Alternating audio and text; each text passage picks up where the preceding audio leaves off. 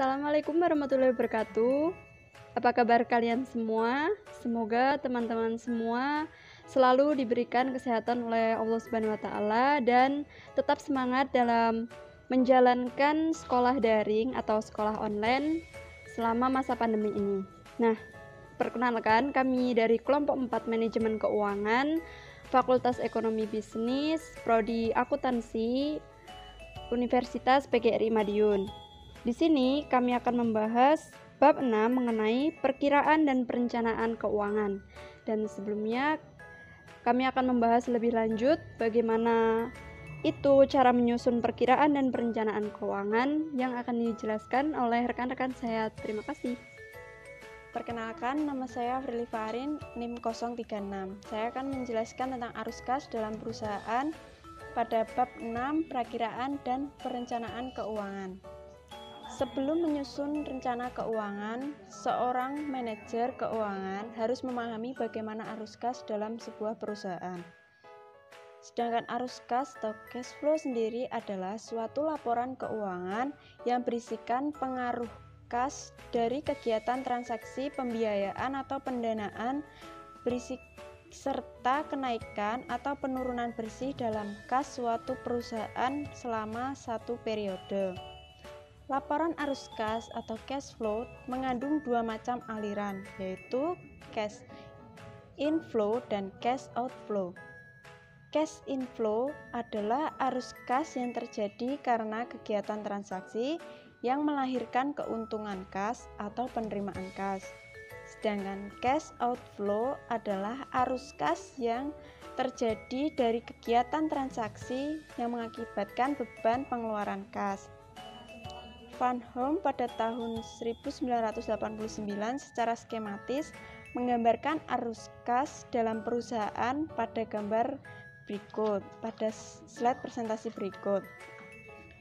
Dalam gambar tersebut dijelaskan bahwa arus kas yang ditunjukkan oleh anak panah dari kas menuju ke atas disebut reservoir, merupakan arus kas yang terjadi karena kegiatan operasi perusahaan, sedangkan yang di bawah kas merupakan arus kas yang terjadi karena keputusan pendanaan yang diambil oleh perusahaan. Assalamualaikum warahmatullahi wabarakatuh. Di sini saya Diki Riga Aditya Pratama, NPM 41, akan menjelaskan mengenai analisis sumber dan penggunaan dana. Dalam suatu periode, misalnya 1 tahun, beberapa laporan keuangan yang disajikan perusahaan menunjukkan adanya penambahan atau pengurangan dana atau kas. Lalu, dari mana sumber dan penggunaan dana ini? Mari kita simak. Di slide sudah ditampilkan, yaitu sumber dana berasal dari yang pertama, penurunan bersih aktiva, kecuali aktiva tetap dan kas. Yang kedua, penurunan bruto aktiva tetap. Yang ketiga, kenaikan bersih kewajiban dan hutang. Yang keempat, penambahan modal itu sendiri. Dan yang terakhir adalah dana yang diperoleh dari hasil operasi. Sedangkan penggunaan dana berasal dari yang pertama, yaitu kenaikan bersih aktiva, kecuali aktiva tetap dan kas. Dan yang kedua, yaitu penambahan bruto aktiva tetap. Yang ketiga, penurunan kewajiban dan hutang.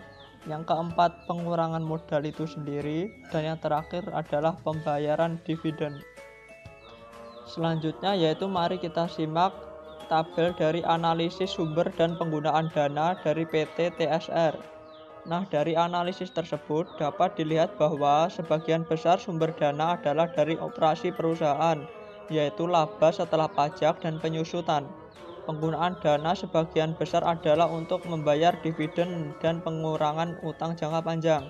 Karena sumbernya bersifat jangka panjang, maka penggunaan tersebut tidaklah menyalahi matching prinsip. Selanjutnya yaitu mari kita analisis sumber dan penggunaan modal kerja dari PT TSR. Analisis tersebut menunjukkan bahwa sumber modal kerja adalah berasal dari operasi perusahaan dan digunakan untuk mengurangi hutang jangka panjang dan membayar dividen. Kalau kita amati tabel tersebut, maka kita bisa menyimpulkan bahwa penggunaan dana tersebut tidak menyimpang dari matching prinsip. Penggunaan yang terbesar yaitu untuk mengurangi hutang jangka panjang dan pembayaran dividen bisa dipenuhi dengan dana dari hasil operasi tersebut. Sekian dari saya. Bila ada kurang lebihnya mohon maaf. Selanjutnya akan dilanjutkan oleh teman saya.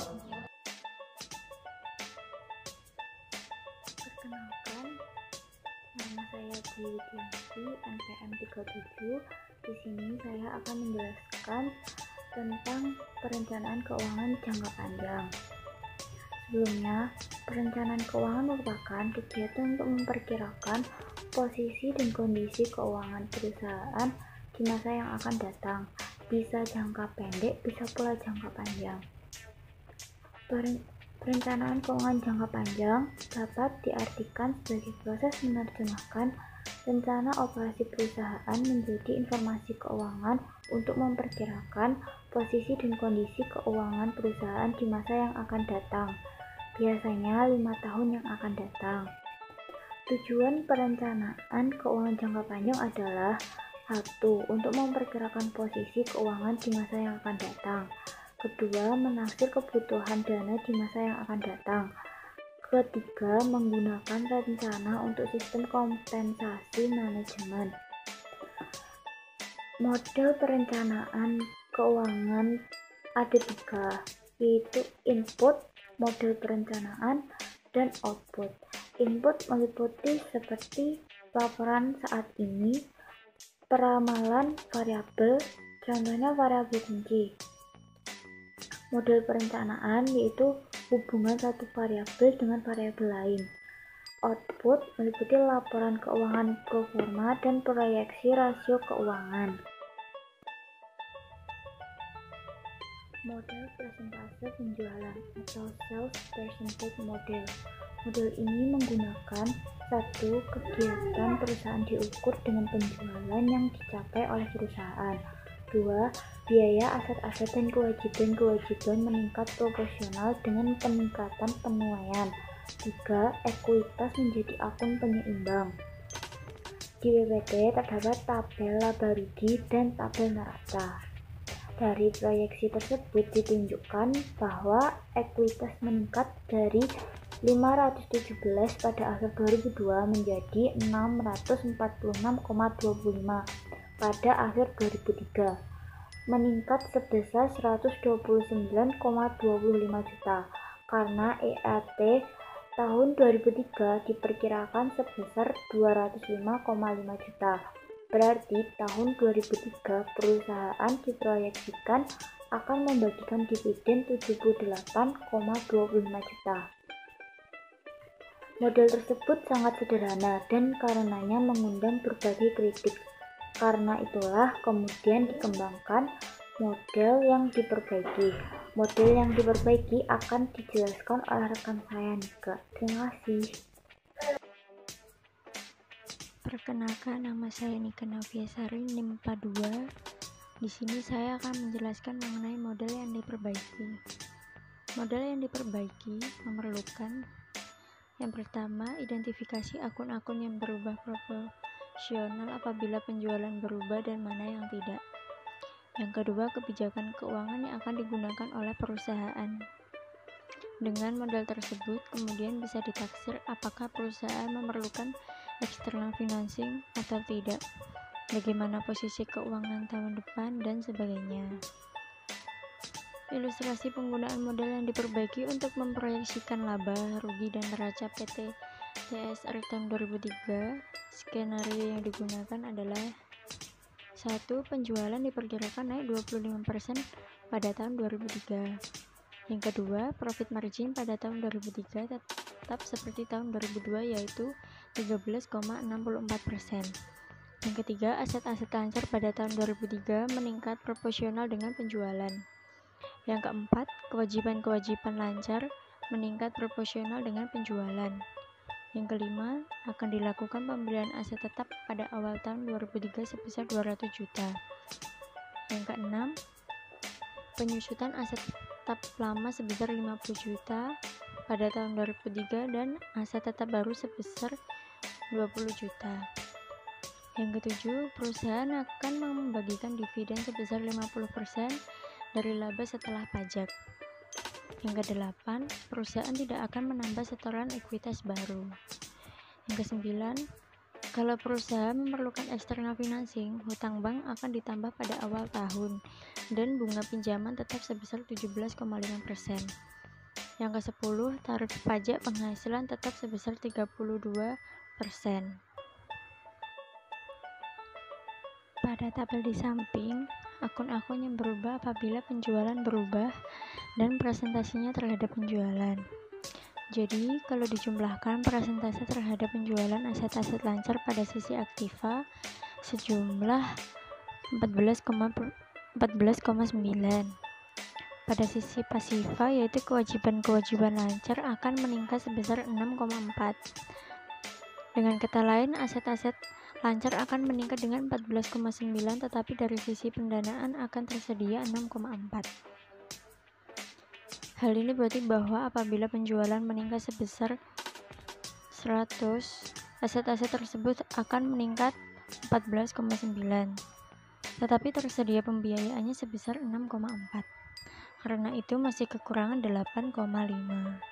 Kekurangan ini plus penambahan aset tetap akan dibiayai dari hasil operasi atau menggunakan external financing.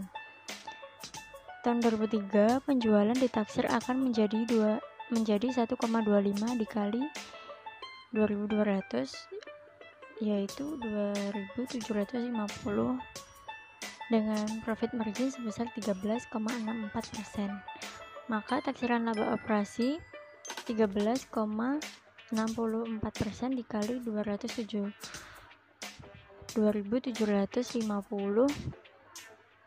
yaitu dengan hasil 375. Karena penambahan hutang akan dicari pada awal tahun 2003, maka taksiran laba setelah pajak atau sebagai sumber pendanaan internal setelah dikurangi dengan pembayaran dividen, kita hitung di slide sebelah.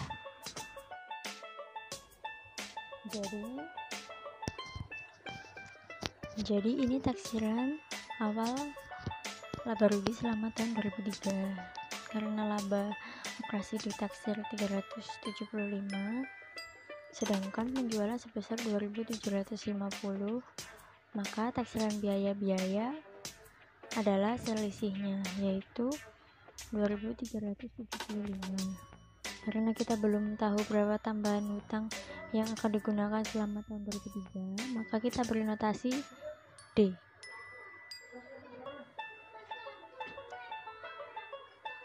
Jumlah hutang pada akhir tahun 2002 adalah 220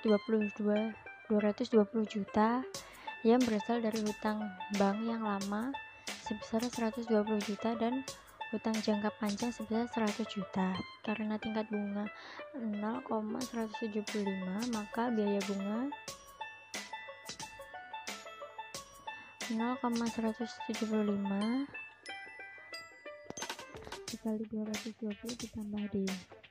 Dan laba setelah pajak pada tabel yang 64A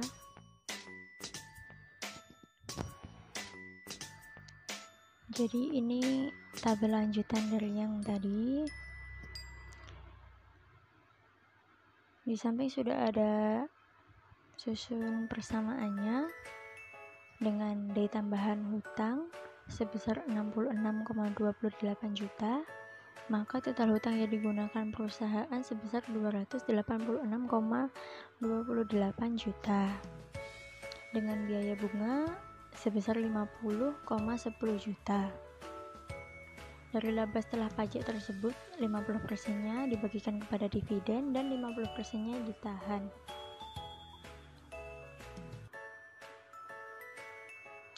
Dari proyeksi-proyeksi tersebut bisa dihitung taksiran rasio-rasio keuangan seperti BEP 2003 dengan hasil 0,381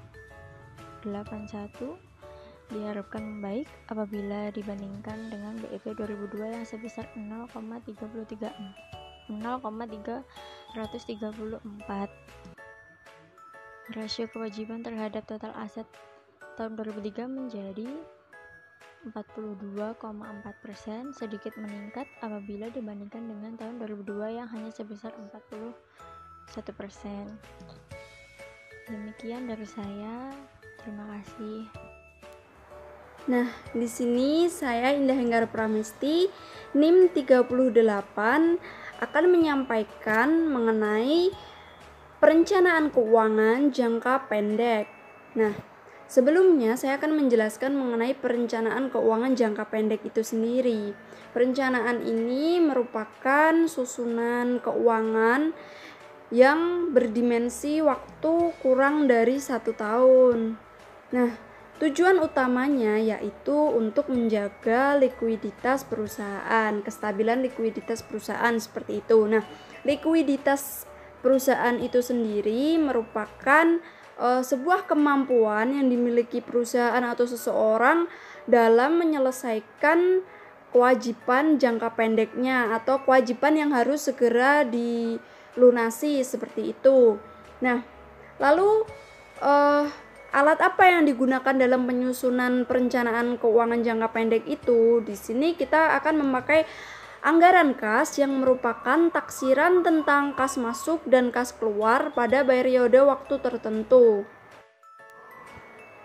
Nah, di sini saya akan memberikan ilustrasi mengenai bagaimana sih cara atau bentuk dari perencanaan keuangan jangka pendek itu. Di sini ada PT ANA yang merupakan perusahaan dagang, di mana PT ANA ini akan menyusun anggaran kas untuk bulan Oktober pada akhir September 2011. Nah, mari kita lihat ilustrasi ini, yaitu pertama, taksiran dan relasi adalah sebagai berikut.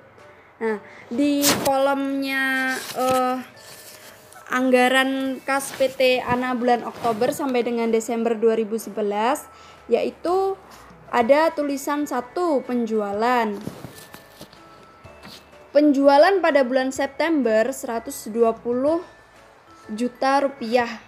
Nah, di situ merupakan relasi atau yang sudah dilakukan oleh PT ANA. Nah, untuk bulan Oktobernya diperkirakan bisa mencapai 150 juta rupiah. Untuk bulan November diperkirakan bisa 180 juta rupiah.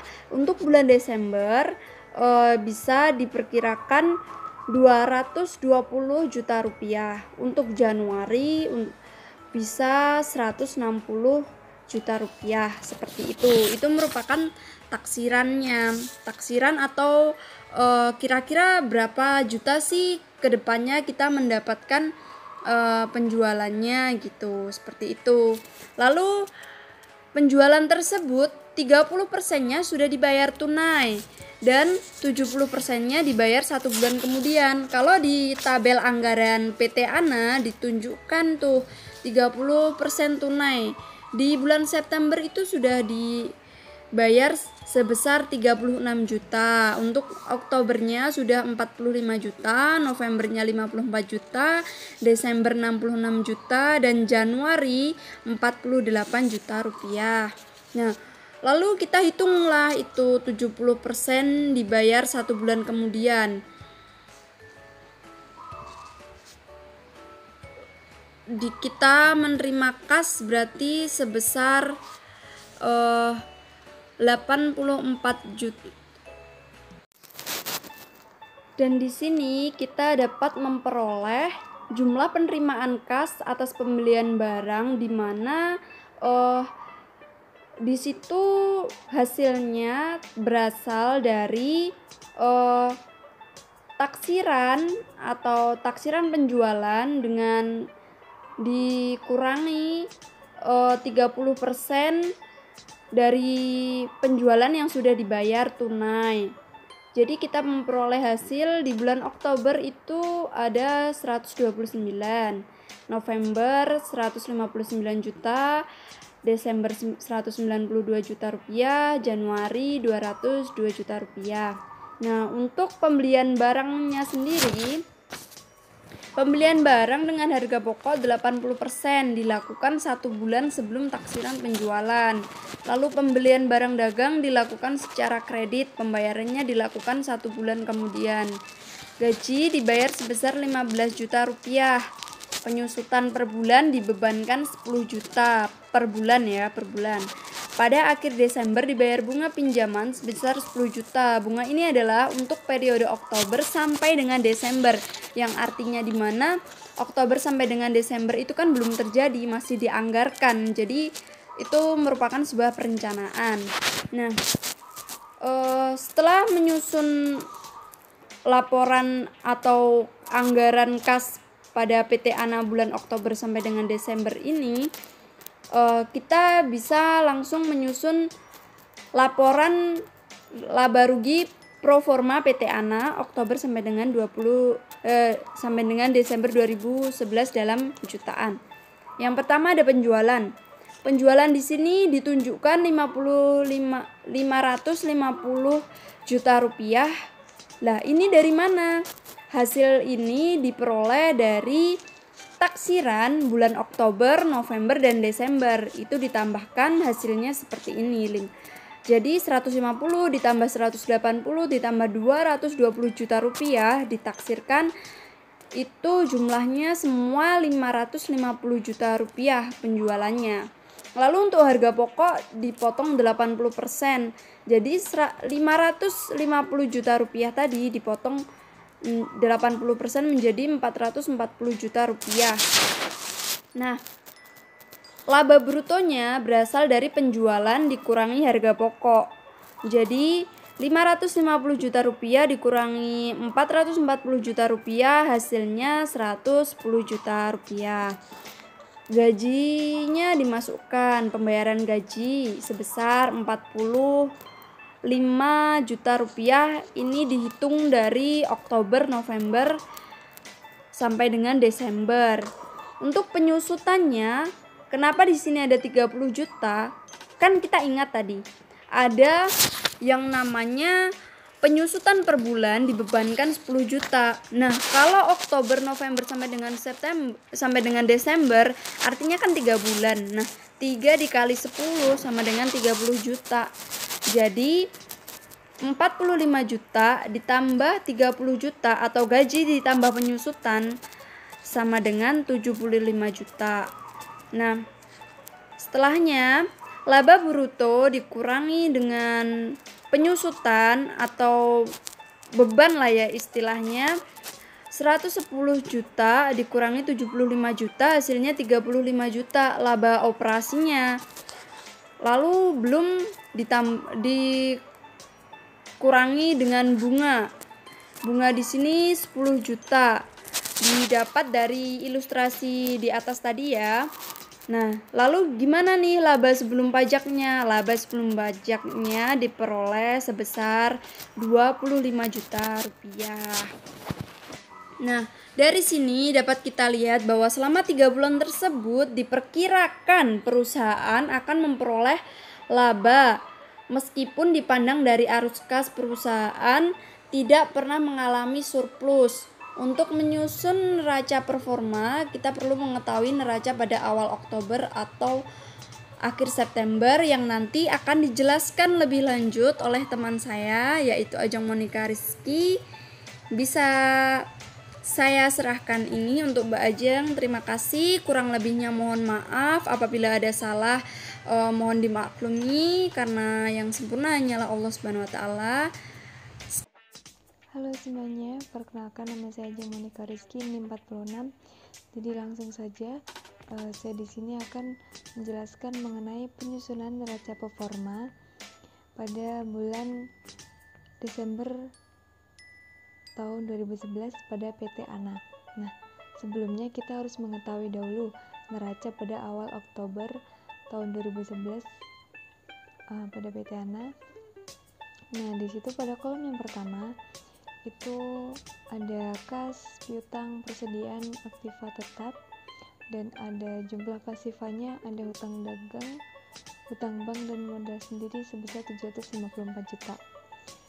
Untuk menentukan neraca performa pada bulan Desember, Pertama, kita harus mengetahui saldo kasnya pada akhir Desember itu diketahui dari anggaran kas sebesar 20 juta.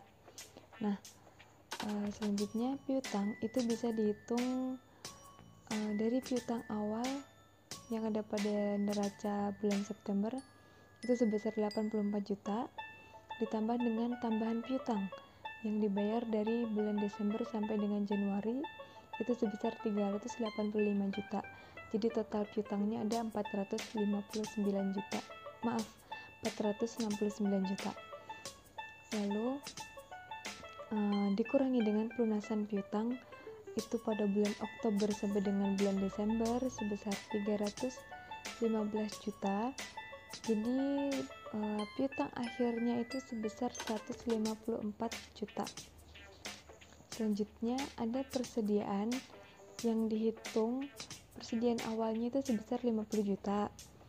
Kemudian ditambah dengan pembelian barang pada bulan November sampai dengan bulan Januari itu sebesar 448 juta. Jadi totalnya ada 498 juta.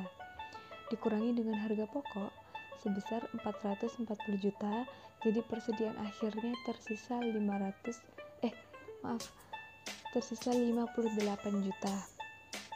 Selanjutnya ada aktiva tetap. Aktiva tetap itu diambil dari aktiva tetap awalnya sebesar 600 juta. Kemudian ada penyusutan per bulan. Jadi setiap per bulannya itu sebesar 10 juta. Apabila 3 bulan jadi sebesar 30 juta. Nah, aktiva tetap awalnya dikurangi dengan penyusutannya, jadi aktiva tetap akhirnya itu sebesar 570 juta. Kemudian ada hutang dagang. Hutang dagang dihitung dari awal itu sebesar 150 juta. Kemudian ditambah dengan pembelian kredit pada bulan November sampai dengan bulan Januari itu sebesar 448 juta. Jadi total hutang dagangnya adalah 598 juta. Lalu ada pelunasan hutang dagang atau pembayaran pembelian bulan Oktober sampai dengan bulan Desember sebesar 440 juta. Jadi hutang dagang akhirnya sebesar 158 juta. Nah, untuk menghitung hutang banknya itu hutang bank meningkat sebesar 15 juta sehingga saldo akhirnya menjadi 215 juta. Kemudian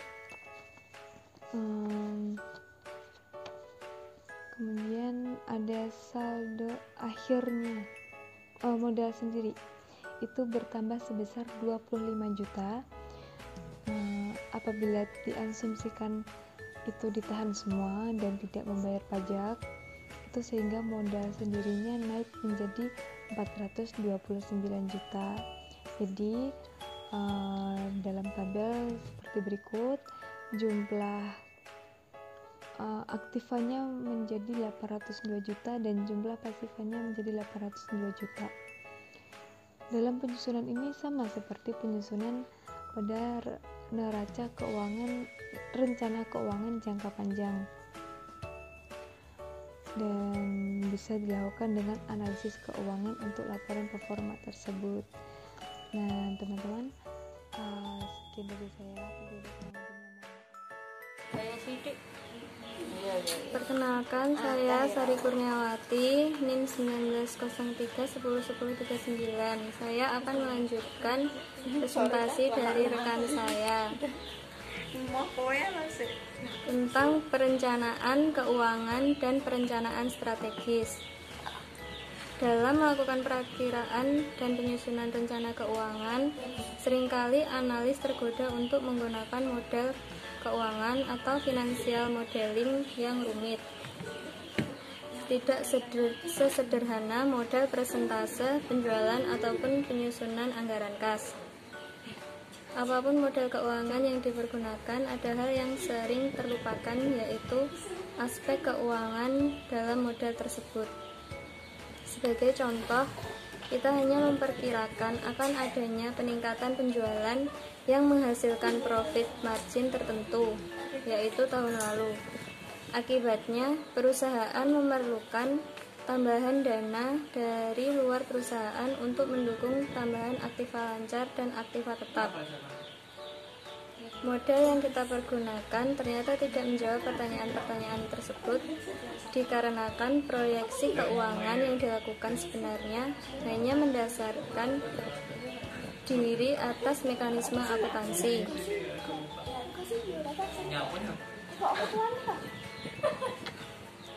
Perencanaan keuangan dan perencanaan strategis.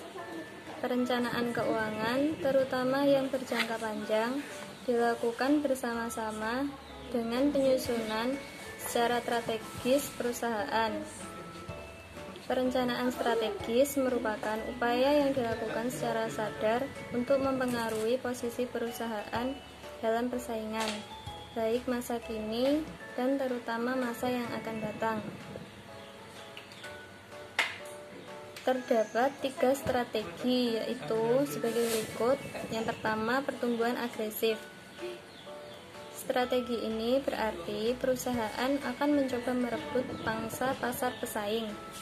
Sebagai akibatnya, perusahaan akan memerlukan dana dari luar perusahaan dalam jumlah yang cukup besar. Yang kedua, pertumbuhan moderat. Strategi ini berarti bahwa pertumbuhan penjualan disebabkan karena pertumbuhan permintaan dalam industri yang bersangkutan. Yang ketiga, memperkecil bisnis yang dilakukan. Apabila produk yang dihasilkan diperkirakan sudah berada dalam tahap akhir kedewasaan, maka perusahaan mungkin memutuskan untuk bersiap-siap menambah dan atau beralih ke bisnis yang lain. Dengan demikian, pemilihan strategi perusahaan akan membawa dampak pada pembiayaan yang harus disediakan oleh perusahaan. Masalah pendanaan ekstern dapat dipenuhi bukan hanya dari hutang, tetapi juga menambah modal sendiri.